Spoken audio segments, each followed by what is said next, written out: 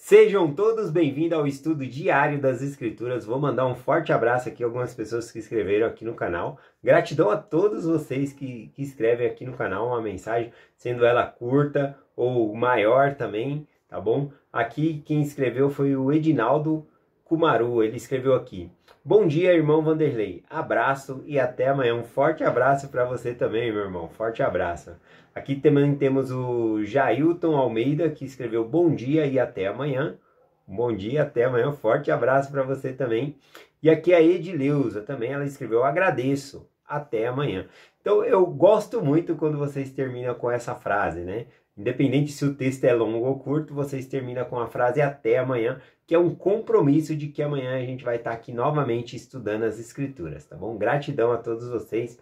Vamos lá para o estudo de hoje que eu vou compartilhar. Vamos entrar aqui no livro de Zacarias. Vamos estudar Zacarias capítulo 1, do versículo 1 até o versículo 6, tá bom? Somente 6 versículos bem rapidinho aqui. Hoje o dia foi mais corrido, tá bom? Mas dá tempo de estudar. Todo dia a gente tem que achar tempo para estudar a palavra do Senhor junto. Então vamos lá. A palavra Zacarias, né? Esse nome Zacarias, ele é muito comum dentro das Escrituras.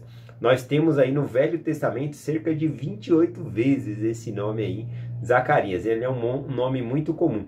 Inclusive é o nome do pai de João Batista, né? Zacarias estava no templo ali oferecendo incenso ao Senhor, né? E aí então o anjo aparece a ele e fala que eles terão um filho, né? Ele e Isabel teriam um filho ali e que era para colocar o nome de João. Mas Zacarias, esse nome tão comum aqui no Velho Testamento, ele significa que Deus se lembra, tá bom? Eu peguei aqui o significado, né? Significa Javé se lembra. O nome também tem o significado aqui, o Senhor relembra, ou também o Senhor se lembra, ou o Senhor não se esquece, né? Então são essas interpretações levando tudo para a mesma tradução aqui, né? O Senhor se lembra, né? O Senhor não se esquece. Então eu acredito que o próprio nome Zacarias já é uma mensagem do que o livro vai trazer para nós. Ou seja, o Senhor ele não se esquece do convênio que ele fez com Abraão, né? De preservar, né, um povo que iria herdar as promessas. Então, embora eles tivessem ido para o cativeiro por causa de rebelião, novamente o Senhor se lembra da promessa que ele fez. Aliás, é melhor essa tradução aqui que diz que o Senhor não se esquece. Quando diz que o Senhor se lembra, será que ele se esqueceu, depois lembrou de não? Então aqui a tradução acho melhor aqui para o nome Zacarias, significa o Senhor não se esquece. Então ao não se esquecer das promessas que ele fez a Abraão, novamente ele chama, né, o povo de novo do cativeiro e liberta eles para entrar em Jerusalém. Então vamos estudar aqui, né, o versículo do 1 ao versículo 6. O versículo 1 diz assim: e no 8º mês do 2º ano de Dário, veio a palavra do Senhor ao profeta Zacarias, filho de Berequias, filho de Ido, dizendo... Então, a primeira coisa que a gente consegue observar aqui, que vai falando a data, né? Que ele foi no 8º mês do 2º ano de Dário, né? Que era o rei Dário lá. Então, ele era contemporâneo, Zacarias, ele era contemporâneo do profeta Ageu, que a gente estava estudando. Então ele está na mesma época que começa a construção do templo, reconstruir as muralhas de Jerusalém e assim por diante, tá bom? Então eles são contemporâneos aqui. E aí vamos ver o que mais ele fala aqui. Versículo 2. O Senhor se irou em extremo contra vossos pais. Então aqui ele começa a falar sobre por que, né, o povo foi para o cativeiro. Porque eles foram rebeldes. Ele está falando de vossos pais que foram rebeldes, tiveram que ir para o cativeiro. Mas novamente ele estava trazendo eles de volta aqui. O versículo 3 diz assim: portanto, diz-lhe, assim diz o Senhor dos Exércitos, voltar-vos para mim, diz o Senhor dos Exércitos, e voltar-me-ei para vós, diz o Senhor dos Exércitos. Então, aqui, né, o próprio título aqui do Senhor, ele coloca como Senhor dos Exércitos, ou seja, está falando de algo militar. O Senhor, ele guerreia, é o Senhor que é o Senhor do nosso exército, para vencer as nossas batalhas. E aqui o Senhor falou algo bem simples: voltar-vos para o Senhor e o Senhor voltar-vos para vós, né? Então, primeiro nós temos que se voltar para o Senhor. E aí eu pergunto, você tem se voltado para o Senhor? Qual é a primeira coisa que você faz quando você acorda? Você se volta para o Senhor, você faz oração, você lê as Escrituras. Então sempre a gente tem que se voltar para o Senhor, e aí o Senhor se volta para nós. Ou você acha que você já vai acordar cheio do Espírito Santo e não vai fazer oração, não vai ler as Escrituras? Não, você tem que buscar a presença do Senhor na sua vida. Então você tem que orar, você tem que ler as Escrituras e assim por diante, tá bom? Então eu gostei bastante aqui sobre isso, né? Voltar-vos para o Senhor e o Senhor voltar-vos-á para vocês. Versículo 4 aqui. O versículo 4 diz assim: Não sejais como vossos pais, os quais clamavam os primeiros profetas, dizendo: Assim diz o Senhor dos Exércitos, convertei-vos agora dos vossos maus caminhos e das vossas más obras. Porém não ouviram, nem deram atenção, diz o Senhor. Então aqui ele começa, né, falando que os vossos pais, aquelas pessoas do passado, eles não deram ouvido aos profetas. Quando os profetas falaram a eles: se arrepende dos vossos caminhos, das vossas ações, tá bom? Para voltar-se para o caminho do Senhor. E eles não deram ouvido. E é justamente por isso, completando lá com o versículo 2, que fala que o Senhor se irou em extremo com vossos pais, porque eles foram rebeldes. Não foi por falta de aviso. O Senhor chamou vários profetas antes, tá bom?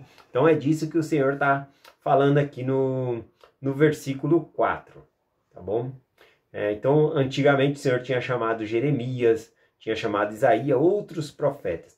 Essa parte aqui, né, que ele fala assim: não sejais como vossos pais, né, é como se fosse por tradição, né? Você não pode seguir o mesmo caminho se foi um caminho mau dos vossos pais, né? O engraçado é que algumas pessoas, quando você pergunta de que religião você é, ela fala qual é a religião, mas ele fala não praticante, né?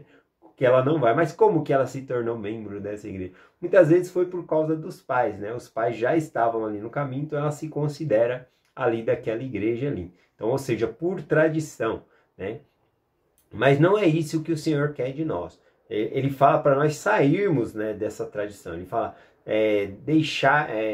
o versículo aqui, né, o versículo 5, não sejais como vossos pais.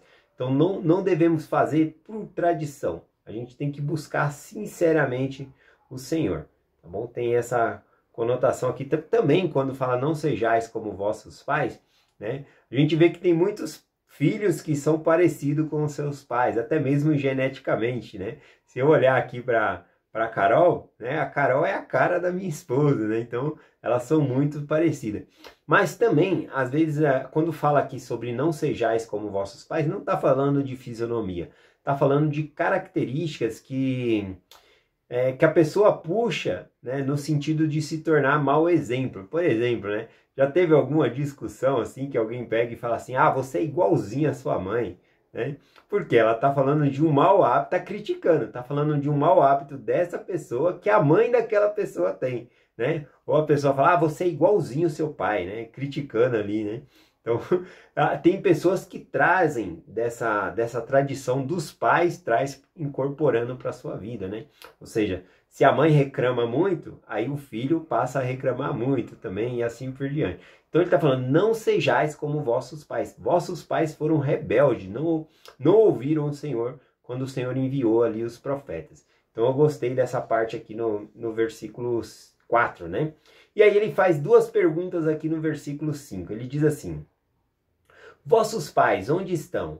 E os profetas, viverão eles para sempre? Duas perguntas, né? Quando ele diz aqui, vossos pais, onde estão?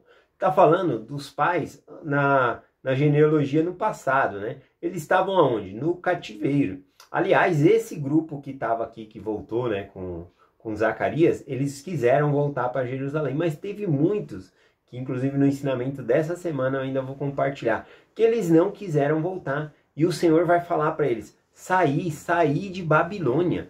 A Babilônia por si já havia caído, mas dentro da pessoa estava a Babilônia ali, né? Elas estavam pensando só no lucro, já tinham negócios lá, mercados, comércios lá na Babilônia.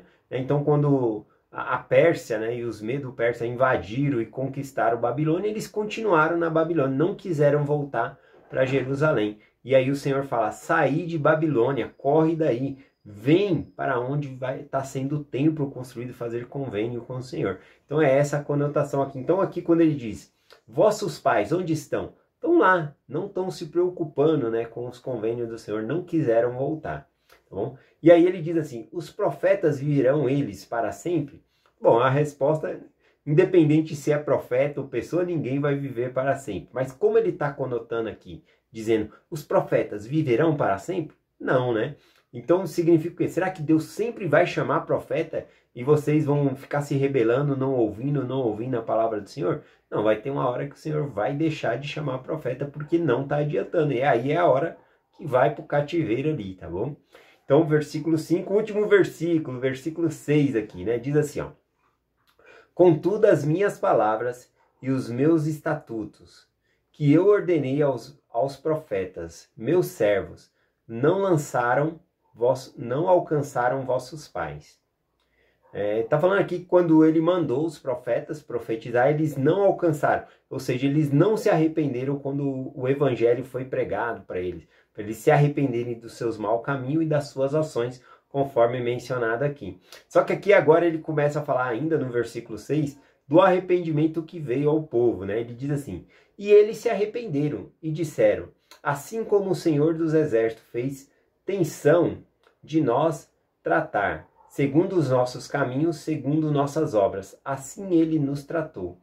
Quando diz aqui, né, eles se arrependeram e disseram, assim como o Senhor dos Exércitos nos fez tensão. Essa palavra tensão aqui no hebraico, né, eu peguei o significado dela aqui para ficar um pouquinho melhor. Significa aqui, sugere a punição divina, né, dos antepassados que não ouviram os profetas, né?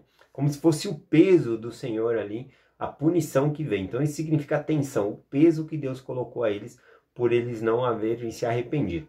Porém, aqui no versículo, né, diz assim, eles se arrependeram, mas quando eles se arrependeram? Quando o Senhor fez tensão sobre eles, fez o peso, ou seja, quando eles caíram em cativeiro, né, quando muitos morreram, foram levados para Babilônia, aí eles se arrependeram, mas é um arrependimento tardio, né, conforme a gente viu aqui.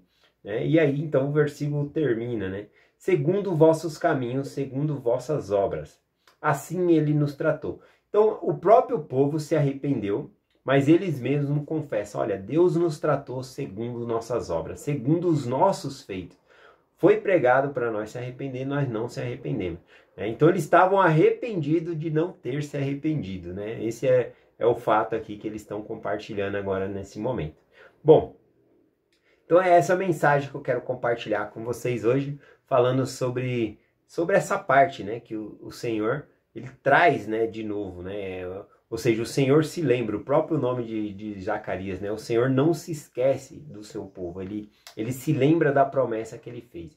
Então, se aquele povo, ele foi rebelde, foi para o cativeiro, novamente o Senhor chama o povo, dá uma liberdade ao povo e dá outra chance para o povo se arrepender, né. Claro que os mesmos que haviam se rebelado, muitos desses foram mortos quando invadiu Jerusalém, foram mortos na própria Babilônia, né? E uma parte, um remanescente voltou, né? Conforme o Senhor prometeu ali, dando liberdade a eles. E novamente está tendo proposto para eles aqui escolher o que é certo, fazer o que é bom, tá bom? E assim por diante. É essa a mensagem que eu compartilho com vocês hoje, em nome de Jesus Cristo. Amém. Até amanhã.